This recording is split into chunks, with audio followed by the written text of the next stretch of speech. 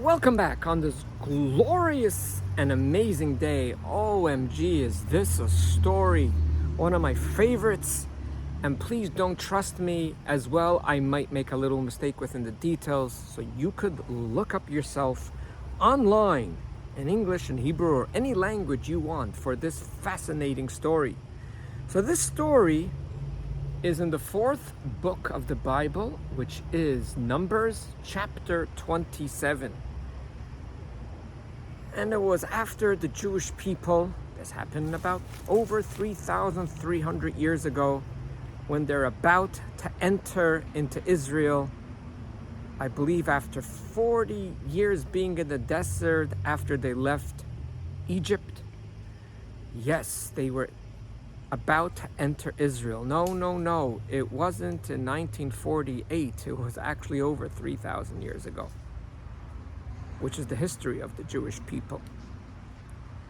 And there is one issue. They're about to divide the land, and they're going to divide the land according to the 12 tribes with every family, and everything is working out well besides for one family. The one family, we identify them as Benot Tzalafchad, the daughters of Tzalafchad. There was 5 of them. There was an issue because we divided the land according to the families, males, not the females. And here came the first feminine movement from over 3,300 years. And they were Chagra, Noah, Chagla, Milcah, and Tirzah, the 5 daughters of Tzalafchad. And they came to Moses, to Moshe Rabbeinu. And they basically said, we have a problem. They used what we would call the dirty word of lama. Why? Lama is an animal, but in Hebrew means why. Lama, why? Lama nigara, why should we lose out? Why should we be left behind? Nigara, the actual literal translation means to, I lost it.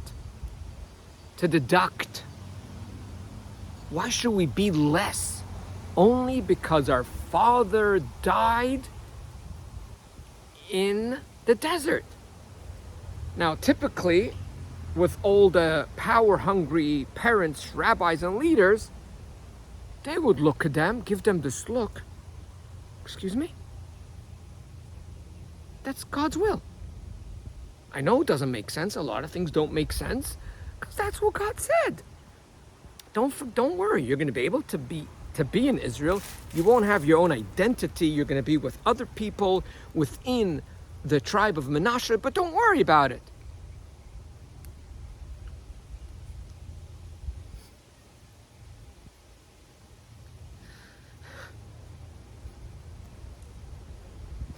They asked a logical question. So Moses went and he says, I will talk to God. I will ask God. The Torah, the Bible, doesn't tell us about the conversation. But the next verse, the Torah tells us, the Bible tells us, that God has spoken to Moses to tell them the following. Which is, oh my gosh, I'm going to go on now. Whoa, this is going to be fireworks. This is going to be fireworks. He says the most beautiful words in the entire Torah from my perspective.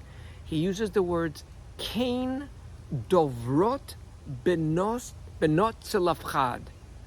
Literal translation, so have spoken the daughters of Tzalafchad. The commentary right there by the name of Rashi says, Yafe tav'u. They demanded nicely or justifiably. They have spoken well. They have demanded well. I'm a little guy. I don't know the whole Torah. I cannot remember going through year over year, going through the Torah, the weekly portion, that God compliments someone's speech, not when they have said something brilliant, nice. They have actually challenged the Lord himself.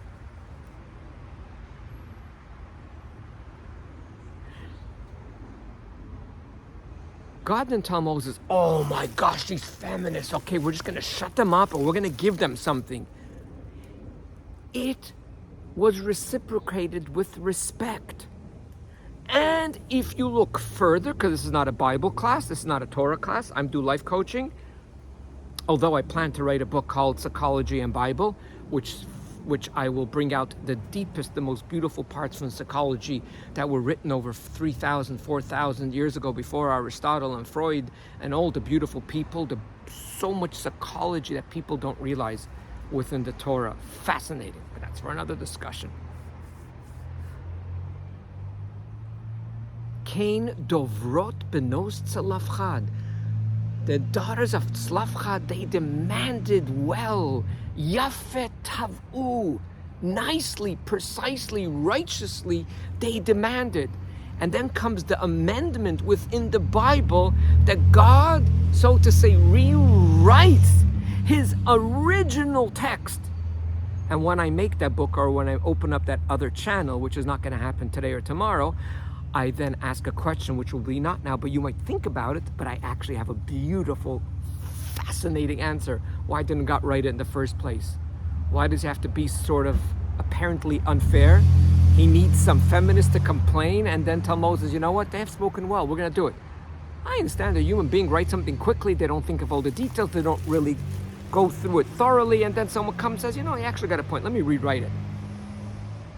I got one of the greatest answers in the world, but let's stick to the text. Let's stick to our conversation, which is hard for an individual like me with ADD, as you have seen throughout the channel. But you could see I'm trying.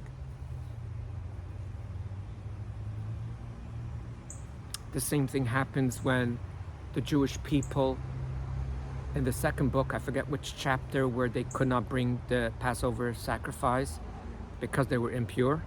They didn't have to. According to halacha, according to the Jewish tradition, they didn't have to because they were all impure, which means they were off the hook. But they wanted that connection.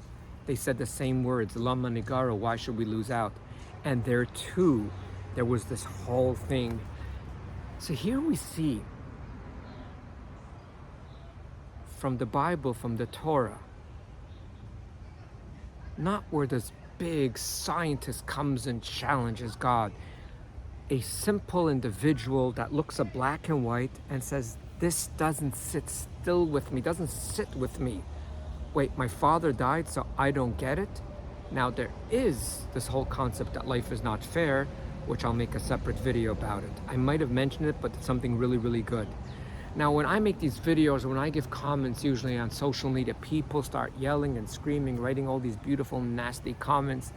And that's because I must confess, I don't give the entirety from all perspective, or else this video in itself would have been about 2 hours, and 8 minutes is way more than what I want to give. I like to stick more to 5 or 7 minutes.